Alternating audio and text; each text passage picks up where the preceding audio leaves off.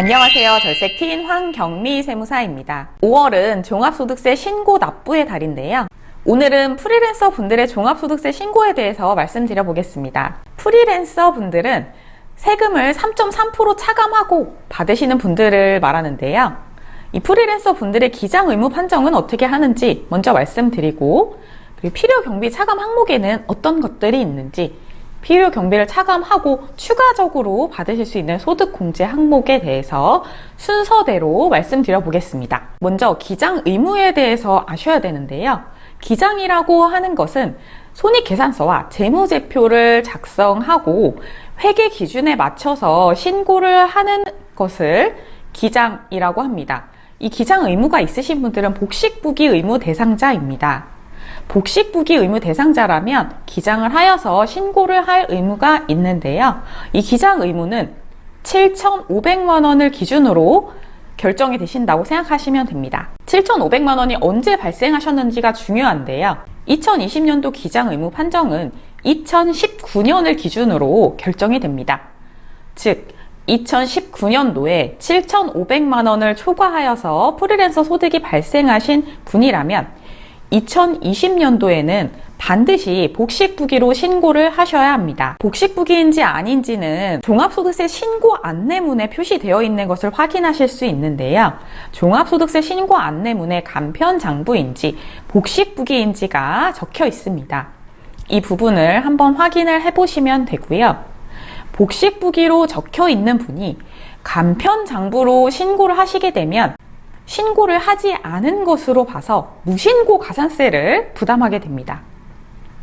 이 복식부기 의무자가 간편장부를 신고를 하시게 되면 무기장 가산세로 납부세액의 20%를 가산세로 부담을 하시게 됩니다.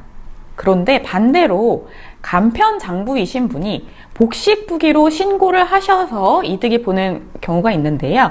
간편장부이신 분이 복식부기로 신고를 하시게 되면 납부세액의 20%만큼 기장세액공제로 세금을 깎아주는 공제제도가 있습니다. 그래서 간편장부인지 복식부기인지에 따라서 세금 신고하시는 방법이 다르다는 점 꼭 알아두셔야 되고요. 이 간편장부인데 복식부기를 신고해서 이득을 보는 유형은 D유형, 즉 간편장부이면서 기준경비율 대상자이신 분들은 복식부기로 신고하실 경우에 필요 경비를 차감 받으실 수 있을 뿐만 아니라 추가로 기장세액공제를 20% 받으실 수 있기 때문에 유리하시다고 생각하시면 되고요.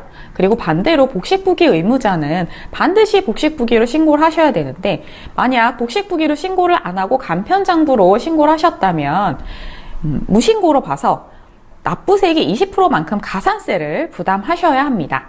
그래서 기장 의무가 있는지 여부를 먼저 아셔야 되고요.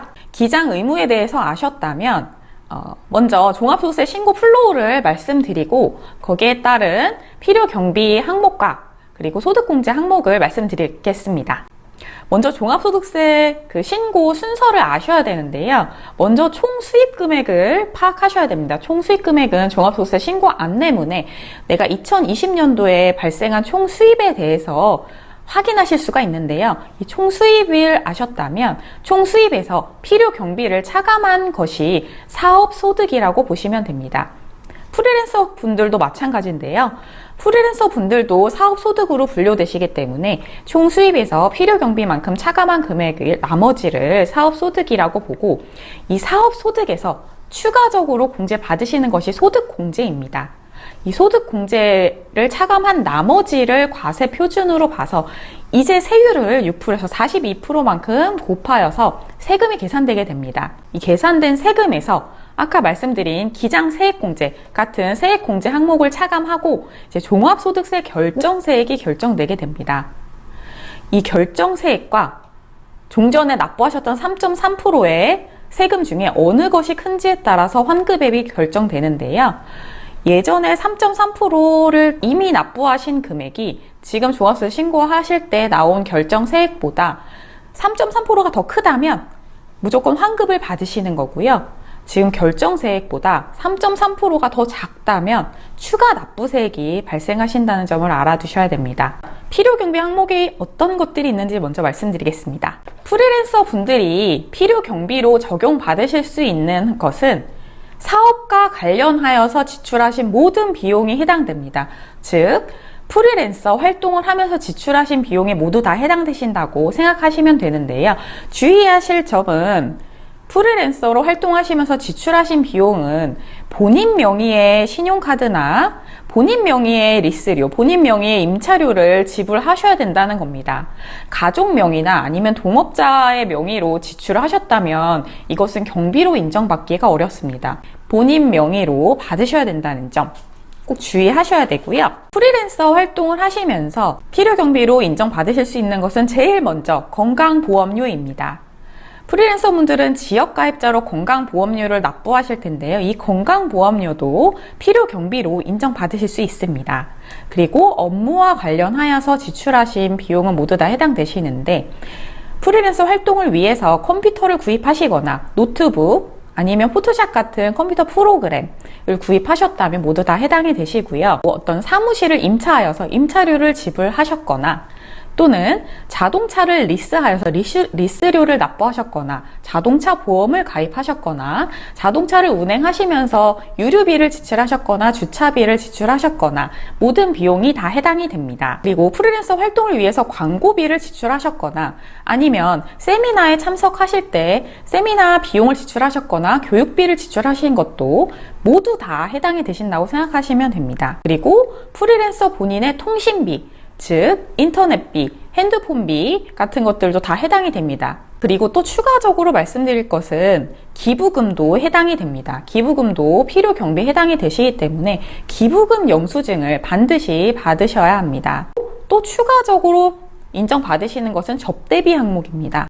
접대비라고 하는 것은 프리랜서 활동을 위해서 섭외하면서 어떤 차를 마신다거나 식사를 하신다거나 아니면 경조사비, 예식장에 참석하신다거나 부고, 장례식장에 참석하신다거나 하는 것들은 모두 다 접대비 항목인데요. 이것이 접대비로 다 인정이 되시고요. 접대비로 인정되시기 위해서는 본인 명의의 신용카드로 지출을 하셔야 됩니다. 그런데 부득이하게 청첩장이나 부고장은 현금으로 지출하시기 때문에 신용카드로 지출하지 않으셨더라도 20만 원까지는 접대비로 경비 처리가 가능하십니다. 프리랜서 분들이 필요 경비로 인정받으실 수 있는 것은 지역 가입자의 건강보험료, 그리고 업무와 관련해서 구입하신 비품, 그리고 접대비, 광고 선전비, 통신비, 세미나비 같은 교육훈련비도 모두 다 해당이 되신다는 점 아셔야 되고요. 그러면 총 수익 금액에서 이 업무와 관련된 필요 경비를 차감한 나머지가 사업소득으로 되는데요. 이 사업소득 금액에서 추가적으로 공제 받으실 수 있는 항목이 있습니다. 이것은 소득공제인데요. 이 소득공제 항목에는 인적공제와 노란우산 공제가 있습니다. 인적공제에 대해서 먼저 말씀드리면 인적공제는 프리랜서 본인의 경우에는 150만 원만큼 기본 공제가 들어갑니다. 공제라는 것은 간단하게 말씀드리면 비용 처리가 된다고 생각하시면 됩니다. 150만 원만큼 비용 처리가 되시는데 추가적으로 부양가족이 있으시다면 부양가족 한 명당 150만 원씩 추가로 공제가 되십니다. 부양가족은 일단 나이가 중요하신데요. 나이가 20세 이하이거나 60세 이상이셔야 됩니다. 그래서 20에서 60세 사이의 분은 해당이 되지 않습니다. 부양가족의 나이가 20세 이하이거나 60세 이상이시면서 종합소득이 100만 원 이하에 해당하신다면 부양가족으로 추가 공제 150만 원을 받으실 수가 있는데요. 이 소득금액 100만 원의 기준은 종합소득금액이 100만 원에 이하여야 된다는 의미입니다. 즉 총급여 같은 경우에는 500만 원 기준이고 사업소득 같은 경우에는 필요 경비를 차감한 금액을 의미합니다. 만약 일용근로소득이 있는 가족분이라면 일용근로소득은 종합소득에 해당되지 않기 때문에 얼마가 있든 관계가 없으시고요. 부양가족 중에 같은 곳에 살고 있지 않은 부모님이 계시다고 하면 원칙적으로는 주민등록이 같은 부양가족에 해당되시지만 직계 존속의 경우에는 주소지가 다르다고 하더라도 부양가족으로 인정되실 수가 있습니다. 그런데 형제분들이 다 공통으로 넣으시면 안 되고요. 형제들 중에 한 명만 부양가족으로 직계 존속 부모님을 넣으실 수 있습니다. 인적공제까지 알아봤는데요. 또 소득공제 받으실 수 있는 항목이 있습니다. 소득공제 항목으로는 노란우산공제가 있는데요. 이 노란우산공제는 개인 사업자뿐만 아니라 프리랜서 분들도 가입하시면 혜택이 있습니다. 즉 불입한 금액만큼 소득공제가 되시는 건데요. 노란우산 공제는 이제 개인 사업자를 위한 퇴직금의 명목으로 중소기업 중앙회에서 운용하는 적금 상품입니다. 그래서 중도 해지하시면 페널티가 있다는 점을 아셔야 되고요. 1년 동안 총 불입하신 금액만큼 소득공제, 즉 비용 처리가 되신다고 생각하시면 됩니다.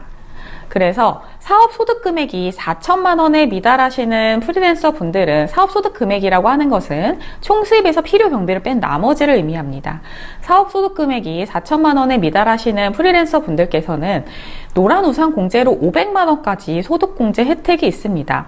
즉 500만 원 이내에서 불입한 금액만큼 소득공제가 되시는 건데요. 필요경비 차감되고 이제 소득공제로 인적공제와 노란우산공제가 차감되고 그 나머지에 대해서 과세표준이 결정되어서 세율이 6%에서 42%까지 곱하여서 산출세액이 결정됩니다. 여기에서 아까 처음에 말씀드렸던 기장세액공제 같은 세액공제 항목들이 차감되고 결정세액이 이제 결정되게 됩니다. 이 종합소득세 결정세액과 3.3%와 비교하여서 환급세액이 결정되는 겁니다. 지금까지 프리랜서 분들의 종합소득세 신고에 대해서 알아봤는데요. 신고 기한이 5월 31일까지이기 때문에 5월 31일까지 반드시 신고를 완료하셔야 무신고 가산세를 납부하지 않으신다는 점 주의하셨으면 합니다. 유익한 정보가 되셨다면 구독과 좋아요 눌러주시고요. 저는 다음 영상에서 더 유익한 정보로 찾아뵙겠습니다. 감사합니다.